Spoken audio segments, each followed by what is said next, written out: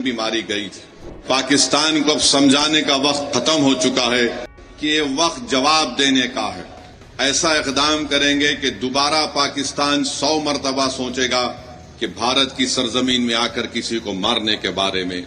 मेरे अजीज दोस्तों और बुजुर्गों, मैं आपको ये बताना चाहता हूं कि पाकिस्तान ये पूछ रहा है कि भारत के पास अगर कोई प्रूफ है तो दो। अरे बेशर्मो, क्या हमने तुमको पठानकोट में बुलाकर नहीं दिखाया था कि पठानकोट हमारा एयरफोर्स का बेस में तुम्हारे आतंकवादी आकर वहां पर कोहराम मचा कर गए? तुम्हारी लोग पाकिस्तान से आकर देखे, उसके बावजूद भी तुमने उन आतंकवादियों के खिलाफ कोई एक्शन नहीं लिया। 26/11 का वाकया हुआ, मैं जानता हूं आंध्र तेलंगाना में निजामाबाद एक इलाका है, वहां की हमारी एक बेटी जिसकी शादी हो के चंद दिन हुए थे, उसने अपने खानदान वालों के साथ वीटी स्टेशन पर थी। पाकिस्तान से आए हुए आतंकवादियों ने वीटी स्टेशन पर गोलियां मारकर लोगों की हत्या की, तो उसमें निजामाबाद की एक नई दुल्हन भी मारी गई थी। पाकिस्तान कभी भी इकरार नहीं करेगा कि उनके मुल्क से आतंकवादी आकर भारत में लोगों का कत्ल कर रहे हैं। पाकिस्तान को अब समझाने का वक्त खत्म हो चुका है। मैं बड़ी जिम्मेदारी के साथ जज्बात में लाए बगैर कह रहा हूं कि ये वक्त जवाब देने का है, ये वक्त सोचने का नहीं है। वरना याद रखिए, हर 6 महीने हर 2 महीने के बाद ये आती हैं, या तो हमारी फौज या हमारी सीआरपीएफ के जवानों को या फिर मासूम कश्मीरियों को निशाना बनाते हैं। तो हम उम्मीद करते हैं कि हमारी हुकूमत इनके खिलाफ एक मौसर इक़दाम करेगी। जितने भी इक़दामात, जितने फैसले भारत सरकार ने लिए हैं, MIM पार्टी उसकी तायीद करती है। जैसे भी हो, पाकिस्तान को अगर कमजोर करने के लिए उनकी मईशत को, उनके इकॉनमी को कमजोर किया जा सकता है तो बराबर किया जाना चाहिए। और जो भी तरीक़ेकार हुकूमत इस्तेमाल करेगी, हम उम्मीद करते हैं कि आतंकवाद खत्म होगा।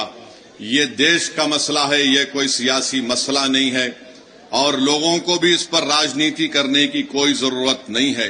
मैं आपको बताना चाह रहा हूं कि हमारी बेटी जिसका नाम हिमांशी है, उसके पति को गोली मारकर 6 दिन के बाद शादी करके गए थे, उसका कत्ल कर दिया गया इन आतंकवादियों ने।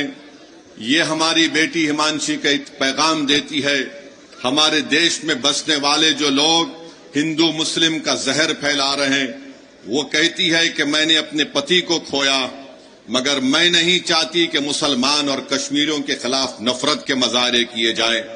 हम उम्मीद करते हैं कि भारत सरकार हमारी इस बेटी जिसने अपने पति को खोया है, उसके इस अल्फाज को याद रखेगी, और देश कभी उन लोगों को माफ नहीं करेगा जो ऐसे वक्त में बजाय हम मुत्तहिद होकर इन आतंकवादियों से और इन आतंकवाद को प्रमोट करने वाले देश से मुकाबला करें, जो हमारे मुल्क में इसका फायदा उठाकर नफरत को फैलाना चाहते हैं। याद रखो, इस वक्त पर हमको नफरत नहीं, हमको अमन को और मोहब्बत को पैदा करना है, ताकि हम देश को मजबूत रख सकें।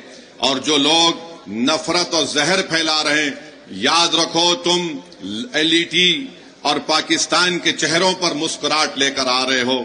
हम ये चाहते हैं कि इन जालिमों के चेहरों से मुस्कुराहट खत्म हो जाए। हम ये चाहते हैं कि जो लोग हमारे पड़ोस मुल्क में बैठकर हमारे बच्चियों को हम बेवा होते देख रहे हैं, हम ये चाहते हैं कि उनकी आंख में आंसू आए, वो रोएं, अपनी किस्मत पर रोएं। और आज ये वक्त है कि भारत को एक मुत्तहिदा तौर पर ऐसे लोगों के खिलाफ पैगाम देना है। हम भारत के प्रधानमंत्री से इस बात का मुतालिबा करते हैं कि जितने 26 लोग वहां पर मारे गए, भारत सरकार उनको शहीद का रुतबा दे, ताकि लोग हमेशा के लिए उनको याद रख सकें। ये मैं ही नहीं कह रहा हूं, बल्कि उन परिवार के लोग इस बात का मुतालिबा कर रहे हैं कि जो लोग मारे गए उनको शहीद का रुतबा दिया जाए। जो मारे